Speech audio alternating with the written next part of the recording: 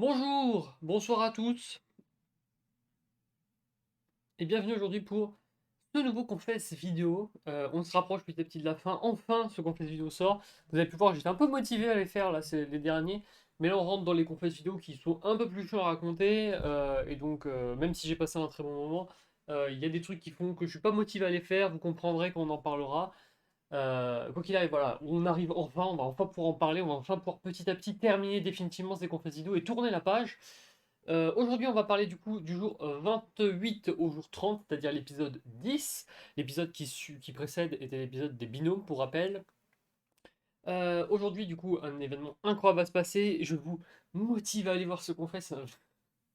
On va pouvoir parler du coup de tout ça. On va commencer avec l'épreuve tir à l'arc dans un premier temps. Ensuite, on parlera de la seconde épreuve, du coup, l'épreuve d'unité cette fois-ci, l'épreuve 4 défis. On continuera avec la fin d'une légende et le début d'une autre. On continuera avec le conseil et on finira finalement avec le début des embrouilles. Je suis Jean-Joshi et on va enfin se rapprocher petit à petit de cette fin de saison. Et du coup, l'épreuve tir à l'arc dans un premier temps. Alors, l'épreuve tir à l'arc, c'est un peu le nom RP qui est donné parce qu'en vrai, c'est un juste prix. Et ceux qui m'ont suivi sur des précédentes ORG savent à quel point j'aime les justes prix. J'avais adoré ça lors de la saison LKS5, j'adore ça dans toutes les saisons.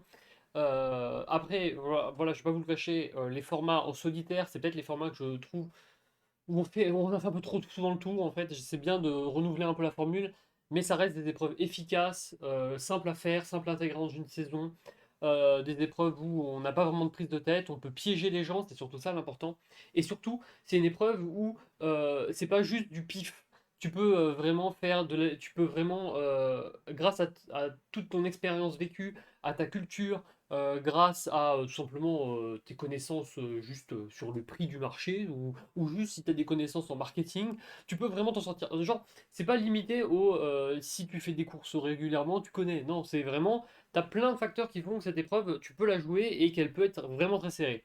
Sauf que je peux vous le cacher, moi, j'adore les justes prix. J'adore ça. Je suis trop contente. LKS5, bah, j'avais été éliminé très tôt lors de l'épreuve parce que les gens avaient compris que j'étais pas mal forte sur ce genre d'épreuve. Et on va directement intégrer, avant de parler de l'épreuve en elle-même, de comment elle fonctionne, on va directement parler d'un truc, c'est que j'ai fait une grosse erreur pour le coup, c'est que lorsque l'épreuve a été annoncée, je crois que j'ai dit OMG, je sais plus si c'était en vocal à l'écrit, mais j'ai dit OMG, c'est le genre d'épreuve que j'adore, et ça c'est la faute à faire, la faute à pas faire, parce que techniquement, les personnes en voyant ça auraient pu me viser, voilà, donc... parce que voilà, comment fonctionne l'épreuve, c'est très simple, c'est qu'on va avoir une série d'images avec des produits dessus qui sont tirés de sites marchands. Je suppose qu'ils ont tout tiré d'Amazon, ça me paraît logique de prendre sur un site bloqué. Mais bon, je sais pas sur quel, parce que je sais que LKS5, j'avais fait des recherches ensuite et certains prix étaient plus tirés d'autres sites que d'autres, donc je sais pas vraiment, voilà, je sais pas sur quoi ils ont dirigé, je suppose que c'est Amazon parce que au moins c'est plus facile pour tout le monde soit égalitaire, pour pas qu'il y ait pour un prix et qu'il y ait un prix qui soit vraiment imposé et pas qu'il y ait une contestation, on va dire. Donc c'est très bien, je pense, de prendre sur le même site.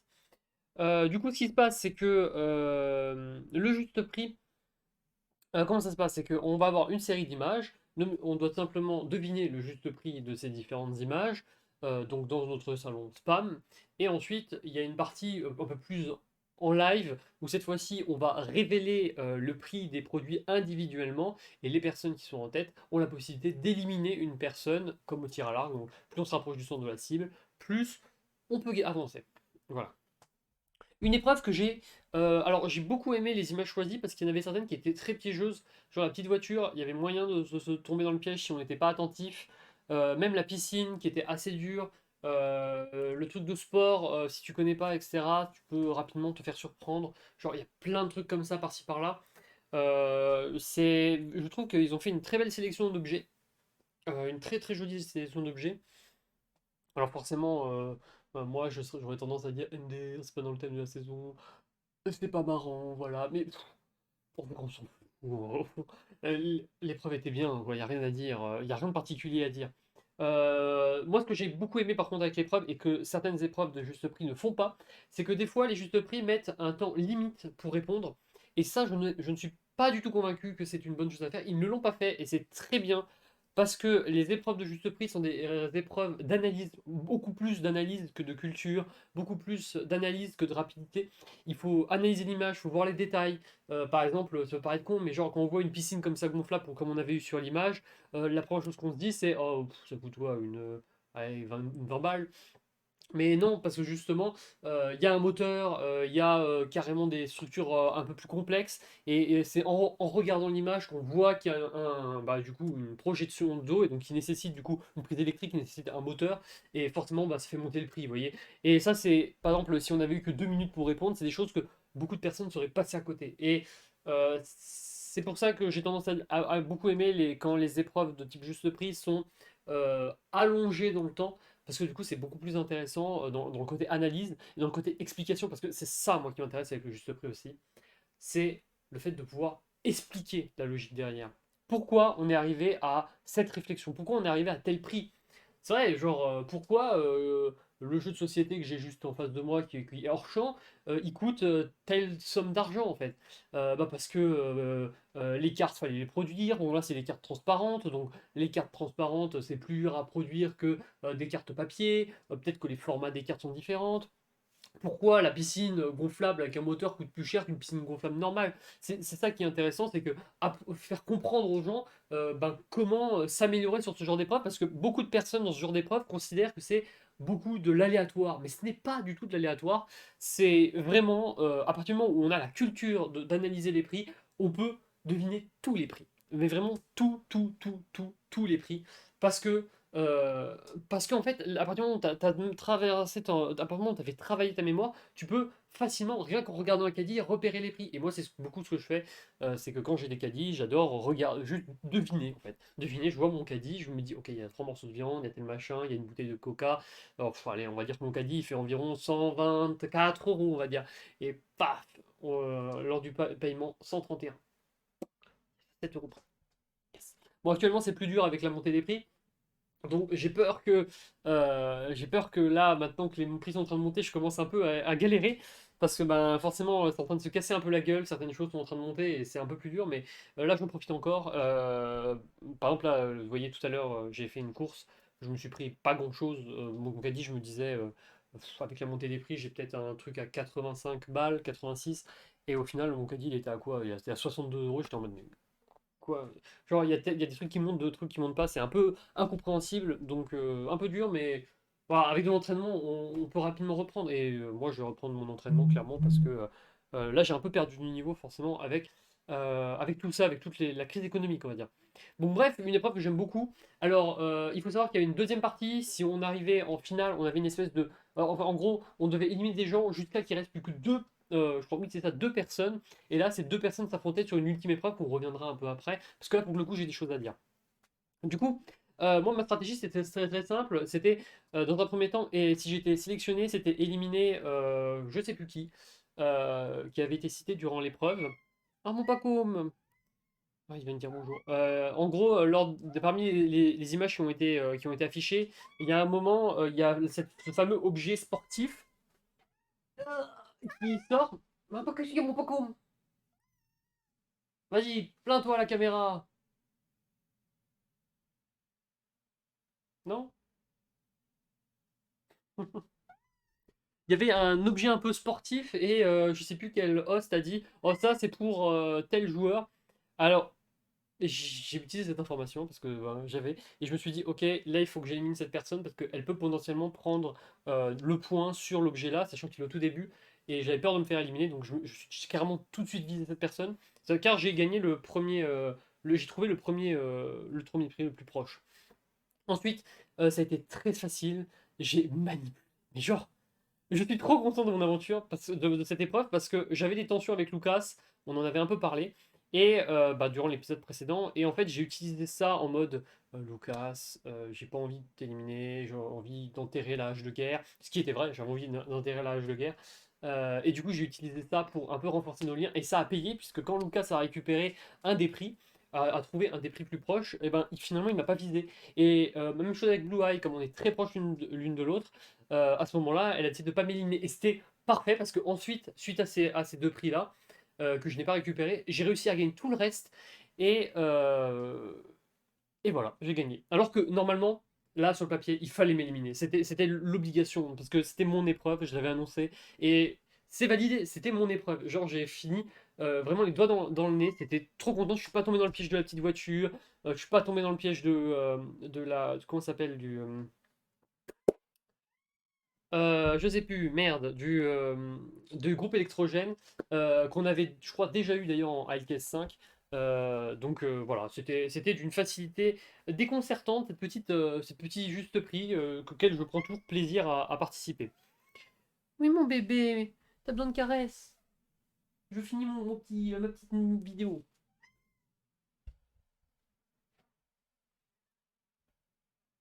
Désolé, hein, je m'occupe de mon chaton là.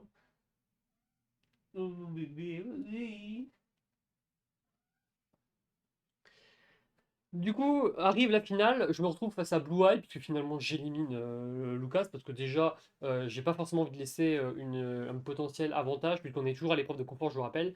Je décide de peut-être prendre Blue Eye, comme ça, si l'obtient, peut-être ça peut être avantageux l'un comme pour l'autre.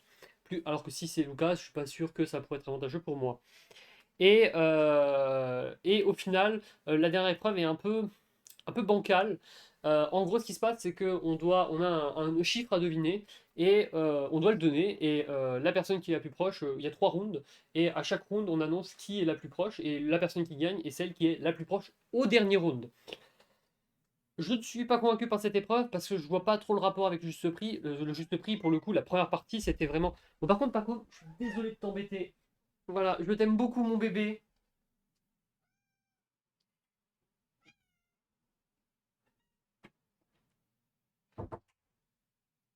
Dès que j'ai fini, je m'en occuperai. N'ayez pas peur, je ne mettrai pas mon chat. J'aime mon chat.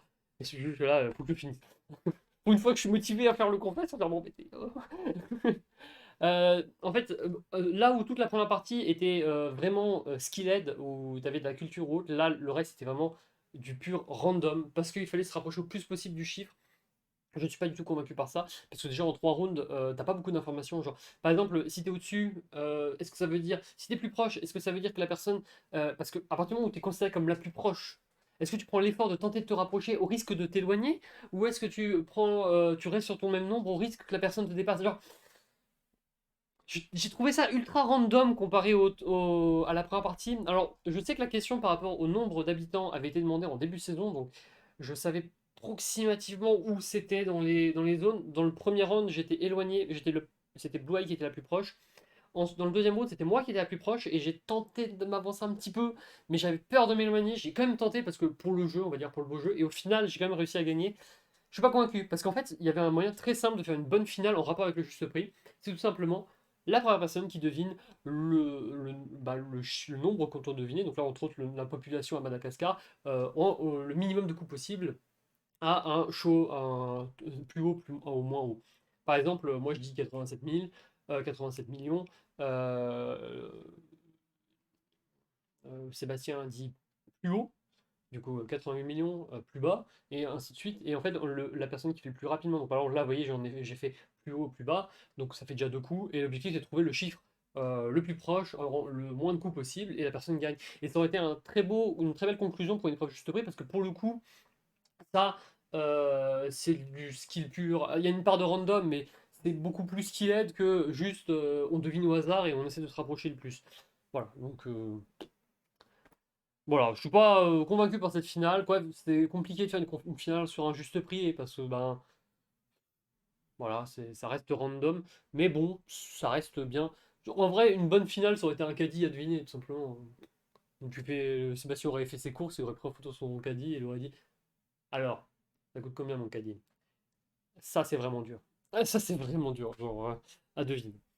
Bref, voilà, une épreuve. Au final, c'est moi qui gagne l'épreuve, du coup, comme vous l'avez compris. Je gagne un avantage que je ne connaîtrai que après le conseil. Alors ça, c'est pas vraiment la bonne nouvelle. J'en avais déjà parlé d'ailleurs lors d'un précédent conférence vidéo, parce que ce genre de choses, ben, ça peut créer un focus pour les conseils. Donc ça pue un peu pour moi, parce que bon, on sait pas c'est quoi l'avantage. Ça peut être un avantage de type immunisation de quelqu'un, ça peut être un avantage objet, ça peut être un avantage pour une épreuve. Genre, c'est ultra dangereux pour moi. Au final, ça ne sera absolument pas un avantage et d'épreuve. On en parlera au prochain épisode, puisqu'il sera dévoilé qu'au prochain épisode. Mais du coup, avant, on aura une épreuve d'immunité. Mais au-delà même d'une épreuve d'immunité, c'est surtout une épreuve éliminatoire. Élimination. Le, c'est l'une des spécificités des koh, c'est que contrairement à Survivor, où on ne retrouve pas ce genre de choses, ce genre d'élimination directe en épreuve, dans koh on en retrouve. Et pour le coup, je tiens à féliciter le staff d'avoir pris une épreuve éliminatoire sur ce genre d'épreuve qui a 4 parties. En gros, pour expliquer, le jeu était divisé en 4 sections dans lesquelles il fallait le mieux performer possible. Et en fonction de tes places, avec ton classement général, la personne qui était le plus haut gagnait des points. Donc voilà, par exemple, si je suis premier, je gagne 8 points. Si je suis deuxième, je gagne 7 points. Si je suis troisième, je gagne nanana, nanana, ainsi de suite. Et la personne qui a le plus de points à la fin gagne l'épreuve. Par contre, forcément, les personnes qui sont en dernière position sont en danger. Et là, dans ce cas présent, c'était si vous êtes parmi les deux derniers, vous risquer l'élimination puisqu'il y aura une ultime épreuve, un ultime défi dans lequel les deux s'affronteront et la personne qui perd est éliminée définitivement de l'aventure. Du coup, quels sont les 4 défis? Une épreuve GeoGuessr, c'est juste parfait pour moi. Je fais de la compétition GeoGuessr. Alors, je fais de la compétition, je fais du commentary GeoGuessr parce que j'adore ça.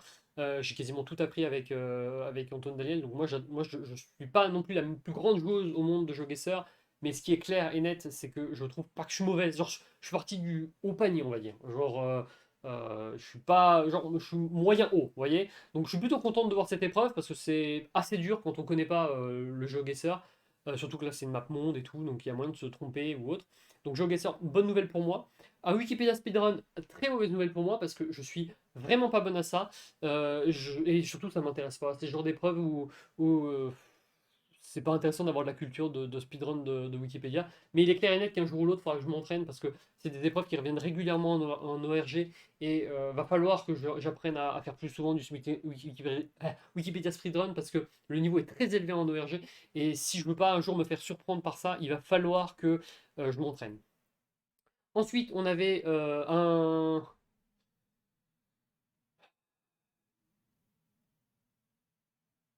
me souviens plus. Un blind test.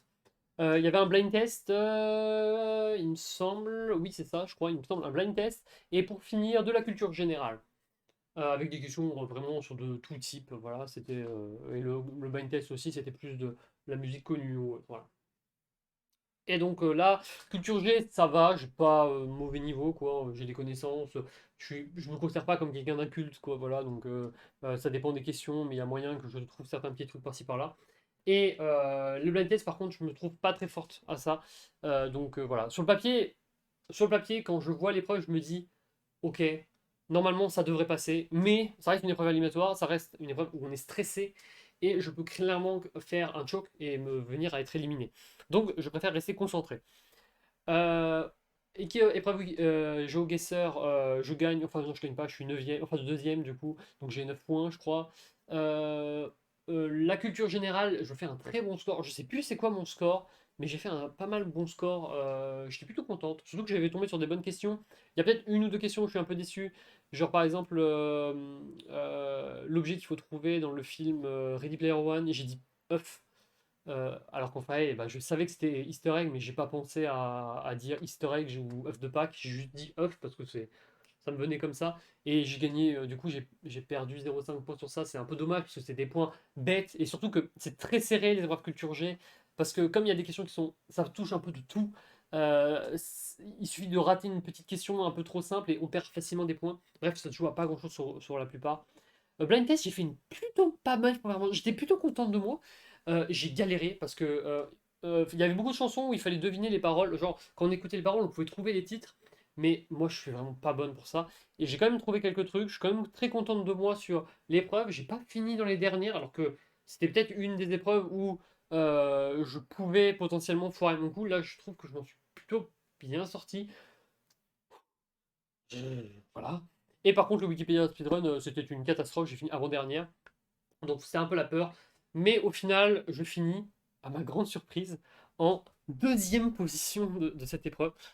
Et autant vous dire, vu les monstres qu'il y a dans cette ORG, c'était incroyable. Quand j'ai vu que j'étais en deuxième position, j'étais en mode quoi? Genre, je en revenais pas vraiment. Je finis derrière Rakakax qui est un monstre. C'est vraiment. Je... En fait, au-delà du fait que je trouve que j'ai fait une bonne perf, le fait d'être derrière Rakakax, ça m'a motivé genre à me dire ah, il y a moyen d'aller piquer des victoires à Rakakax. Il y a vraiment moyen. Et ça me motivait d'autant plus à vouloir tenter de les battre et tous ces monstres. Donc, j'étais hypé. Voilà, vraiment, j'étais vraiment hypé. Maintenant, voilà. Maintenant, ce que j'aime beaucoup avec ce genre d'épreuve, c'est que ce qui est bien, c'est que si tu es fort dans certaines zones, tu peux facilement te qualifier pour la suite. Genre, il n'y a pas. La seule façon de vraiment être éjecté, c'est soit de faire une ultime contre-perf, soit de vraiment pas être bon à tout. Et en vrai, comme c'est très diversifié. Genre, GeoGuessr, c'est de la culture, mais c'est aussi beaucoup d'expérience. Blind test, il y a plein de personnes qui sont fortes en blind test sans pour autant être forts en culture, et l'inverse aussi. Genre, voilà, il y avait moyen de se trouver des points un peu partout, grappiller un peu partout. Et c'est ça qui fait la force de cette épreuve, c'est que c'est une épreuve qui, pour le coup, tout le monde peut réussir à s'imposer. Petite précision, les gagnants des rounds pouvaient envoyer des malus à des gens. C'est pourquoi pas. Je suis pas convaincu, mais pourquoi pas. Voilà. C'était à ajouter un aspect un peu vie qui n'était pas forcément nécessaire à mon avis. Mais bon, ça a un peu créé de la surprise pour la fin. Au final, les deux personnes qui vont finir en affrontement sont Folien et... J'ai peur de dire une bêtise, donc je vais te dire aucun pseudo. Voilà, désolé, ma mémoire, je vous dis, ça commence à remonter, hein. J'ai regardé, c'était début août, hein, donc là, ça fait plus d'un mois maintenant que c'est passé cet épisode, donc au revoir, la mémoire elle commence à partir. Donc il y a Folien et machin. Désolé à machin du coup. Et c'est finalement Folien qui va se faire éliminer au terme de cette épreuve. Une épreuve où en gros c'était en gros je sais plus. Je sais même plus c'était quoi. Donc voilà, en tout cas Folien se fait éliminer. Et troisième partie, c'est la fin d'une légende. Parce que très clairement, j'étais trop content de pouvoir enfin jouer avec Folien après tout ce temps. Et au final, j'aurais pas pu jouer avec Folien. On est maudits. Genre, soit on est l'un face à l'autre, soit quand on veut jouer ensemble, on se fait séparer. Je pense sincèrement que les dieux des ORG ne veulent pas que je joue avec Folien. C'est décidé. Et c'est trop chiant parce que j'avais un bon mood avec Folien. Voilà, c'était un mec incroyable. Comme je l'ai dit et je l'ai redit en confesse, j'ai redécouvert Folien durant cette saison. C'était moi qui le considère comme un némésiste, moi qui n'a jamais été fan de son humour, et je suis toujours pas très fan de son humour. Quand il est en mode sérieux, quand on a fait des discussions incroyables, on a eu des discussions avec lui qui sont très sérieuses, et c'était vraiment un bonheur. Genre, je pense sincèrement que quand il est dans sa face sérieux et pas humour, cancer, c'est les moments où je passe des moments incroyables avec lui. Et j'étais trop content de pouvoir me dire, ok, on va avancer avec. Surtout que Folien avait du coup un lien très fort avec Genzo. Donc le fait que Folien était au milieu de tout ça, ça protégeait l'alliance en fait. Et le fait qu'il sorte, ça me fragilise énormément. Moi qui me voyais gagner, là je me suis commencé à me dire, ah merde, pour Genzo ça va être chiant. Et du coup, en perdant Genzo, il y a possibilité que je perde la majorité qui me suivrait ou autre. Il y a moyen que tout se fragilise en fait. Et ça me fait de plus en plus peur pour la suite. Mais j'ai quand même confiance parce que, puisque bien évidemment, la fin d'une légende annonce également le début d'une autre. Et on a une grosse alliance avec moi, Blue Eye, Grenzo va peut-être se met en place, commence à s'installer en mode on faut qu'on venge Folien, faut qu'on avance ensemble, faut qu'on vote ensemble pour la suite de l'aventure. Il y a de l'intérêt de tout ça, et surtout, j'ai Lucas qui, avec la sortie de Folien, se rapproche encore plus de moi, et surtout ce qui s'était passé avec l'épreuve de confort, qui se rapproche encore plus de moi, et du coup, il y a vraiment une espèce de grosse dynamique qui commence à se créer autour de tout ça. C'est fini, on n'a plus trop envie de sortir des gens comme Blue Eye ou comme moi. Maintenant, ça veut vraiment commencer à jouer, ça veut commencer à sortir des gros noms, et du coup, je commence à me dire, ah, il y a peut-être une porte qui commence à s'ouvrir pour moi pour la finale, une porte qui commence à se créer de plus en plus avec l'élimination de Folien. Alors forcément, ça me fait chier parce que c'était une personne que j'apprécie d'ailleurs. On est resté le plus discret possible par rapport à notre alliance et merci Folien de ne pas l'avoir révélé non plus. Euh, mais ça fait chier quand même parce que Folien, c'était une personne avec qui j'avais vraiment envie d'avancer pour la suite. Du coup, forcément, la question se pose de qui on élimine, sachant que malheureusement, bah, Clément est encore une fois immunisé. Ça reste un gros joueur. Du coup, forcément, les regards commencent à se tourner vers les alliés de Clément. Forcément, parce que à un moment donné, il va falloir sortir le mastodonte qu'est Clément, parce qu'il reste très bon en épreuve. Koh malgré le fait qu'il y a pas mal de parts stratégiques, ça reste quand même une ORG qui est très tournée autour des épreuves. Et donc, on peut parfaitement imaginer un Clément qui gagne toutes les épreuves. Parfaitement, c'est complètement imaginable. Et du coup, forcément, il va falloir commencer à penser à l'éliminer et donc à l'affaiblir. Et donc, forcément, on commence à regarder du côté, par exemple, de Florent, qui est du coup une belle piste pour une élimination, surtout que Florent est un peu moins intégré que tout le monde. Genre, tout le monde discute un peu avec tout le monde. Mais moi, par exemple, j'ai jamais eu d'interaction avec. Je découvrirai un peu plus tard pourquoi. J'ai pas eu d'interaction énormément avec. Mais voilà, c'est particulier, quoi, on va dire. C'est comme assez particulier. Et du coup, le conseil arrive et les dynamiques se destinent. Et c'est finalement Florent qui sort de la saison sur ce conseil. À vrai dire, moi je suis contente parce que je vois la suite de l'aventure s'ouvrir. Je vois des possibilités. Je me dis, il y a moyen qu'il y a des choses. Surtout que faut rappeler que j'ai gagné l'épreuve de confort. Donc il y a moyen que je crée un truc pour le prochain épisode. Il y a moyen qu'une dynamique se crée, il y a moyen peut-être d'éliminer encore des gros joueurs pour commencer à voir Arthur qui est bien positionné, même si on a un peu joué ensemble, même si on n'a pas vraiment voté ensemble, on a quand même joué un tout petit peu ensemble. Il faut commencer à l'imaginer, peut-être faire des choses ensemble, c'est complètement possible. Genre voilà, les dynamiques bougent et on sent que l'aventure est en train de s'accélérer puisqu'on se rapproche cruellement de la fin. Mais j'aurais voulu finir le confesse vidéo sur ça. J'aurais voulu finir sur ça, vraiment. Ça aurait été une conclusion parfaite. Genre, l'épisode était très bon. J'ai eu des épreuves auxquelles j'étais à l'aise. Forcément, sur les 4 défis, un peu moins à l'aise sur certaines parties, mais dans la globalité, j'étais à l'aise, j'étais contente. Je suis remotivé par tout ça. D'ailleurs, c'est quelque chose qui a été réagi par les organisateurs plus tard dans l'aventure. Ils m'ont dit, il y a vraiment une Noshi avant la réunification et une Noshi après la réunification parce que la Noshi d'avant la réunification était très dessin, n'était pas intégré, n'était pas dans le jeu. Et c'est moi qui le dis ça. Et après la réunification, j'ai commencé à trouver mes marques à partir du binôme, comme j'ai dit. Et c'est là que ça s'est réveillé. Et vraiment, cet épisode, c'est l'un des épisodes que j'ai préféré avec les binômes. Genre, les trois épisodes là, l'épisode 8, 9, 10, 11, c'est mes trois meilleurs épisodes. Et c'est pas pour rien, c'est parce que je les ai beaucoup aimés dans le jeu, j'étais à l'aise. Et malheureusement, dans tout ça est arrivé le début des embrouilles. Et pour le coup, pas les petites embrouilles de type Lucas, les petites embrouilles de type on sort du jeu. Je suis obligé de les mentionner parce que ben, forcément, voilà, si vous avez vu le bilan, d'ailleurs je vous invite à le voir parce qu'on va pas, il faut se rendre compte que je ne vais pas redévelopper tout ce qui s'est passé. Je vous invite, si vous voulez avoir, on va dire plus ou moins un récapitulatif complet et un récapitulatif de mes ressentis, je vous invite à aller voir mon bilan, voilà, qui résume toute ma saison. Là, on va vraiment être subsidiaire au possible. En gros, ce qui va se passer, c'est qu'après l'élimination de Florent, je vais tout simplement recevoir un message privé de ce dernier sur Discord annonçant tout simplement que il m'annonce tout simplement que j'ai gâché la saison parce que j'ai triché. Euh, alors sur le coup, je suis un peu en mode incompréhension parce que ben ça sort d'où? C'est quoi ces conneries? Je suis et je vais pas dire sur le choc, mais je suis un peu sur le cul parce que je sais pas d'où ça vient et je sais pas d'où il sort ça. Et en fait, ça devient très virulent dans la conversation. Du coup, bah forcément, moi je suis en mode, bah, il est salé, il vient de sortir, c'est normal. Et je vais tout simplement couper la conversation très rapidement parce que ben, c'est trop virulent pour un truc qui est faux en fait. Et je vais immédiatement contacter les organisateurs qui m'apprendront que, en effet, il y avait eu des suspicions de triche me concernant de leur côté, mais que Florent a lui aussi des suspicions qui, pour le coup, sont fausses, puisque même le staff valide qu'il n'y a pas de triche. Sur le juste prix, entre autres, c'est là que me reproche la majorité de cette triche et me reprocher sur le juste prix, ce qui est complètement faux, et ce qui est faux pour toutes les épreuves d'ailleurs.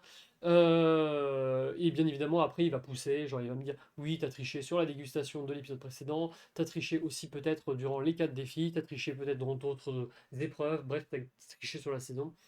Moi, je suis en mode, bah, MDR, non, mais bah, comment je te prouve ça? Mais ben, non, quand même, donc voilà. Et puis voilà, ça s'en finit plus ou moins là. C'est là que j'apprends qu'il y avait en effet le staff qui enquêtait un peu sur moi, entre autres sur l'épreuve de culture des 4 défis. Mais ça n'a rien donné parce que ben, c'est un fait, je n'ai pas triché et je ne tricherai jamais en ORG parce que c'est détruire la saison de personnes qui se donnent à fond, d'autant plus sur un All-Star. D'ailleurs, même Florent le dira sur les messages, d'où tu triches, surtout en All-Star. Bah oui, c'est vrai, en All-Star, c'est d'autant plus dégueulasse de tricher en All-Star. Donc non, non, ça n'arrivera jamais. Et ces accusations sont complètement fausses. Mais je suis quand même obligé de les mentionner parce que c'est un événement marquant de cette fin d'épisode et qui va marquer surtout un tournant pour la suite, puisque on va devoir, malheureusement, dans cette partie, il y a le mot début, c'est qu'on en reparlera certainement au prochain confesse vidéo. Donc voilà, c'est tout. Voilà, je ne vais pas plus parler de ça. Voilà, si vous voulez mon ressenti par rapport à tout ça, je vous invite bien évidemment à aller voir mon bilan. Moi, je ne reviendrai pas plus sur ça parce que la polémique est finie et puis surtout, ça ne me met pas bien à l'aise d'en parler parce que ben, ça a gâché ma saison. Voilà, ça a gâché ma saison, ces accusations. Moi qui étais dans un bon mood, ça m'a pas aidé à rentrer. Moi qui enfin m'intégrais à la saison, je me prends à nouveau un truc dans la gueule. C'était un peu la goutte d'eau qui a fait déborder le vase de mon concernant. Et voilà, je reviendrai pas plus sur ça. Voilà, en tout cas j'espère que ce confesse vous aura plu. J'ai essayé d'être le plus succinct possible, mais malgré tout ça dure plus de 30 minutes. Mais bon, voilà, c'est la vie. C'est la vie, c'est les belles intros, c'est les beaux confesses. Du coup, vous l'avez compris, on s'approche de la fin. L'épisode prochain s'annonce d'être plus qu'intéressant, puisque forcément, j'ai un avantage dans ma poste gagné durant l'épreuve de confort. Je ne sais pas encore ce que c'est, mais je le découvrirai certainement au prochain épisode. C'était l'Ange Lochi pour vous servir. Salut à tous. Ah, j'ai pas coupé.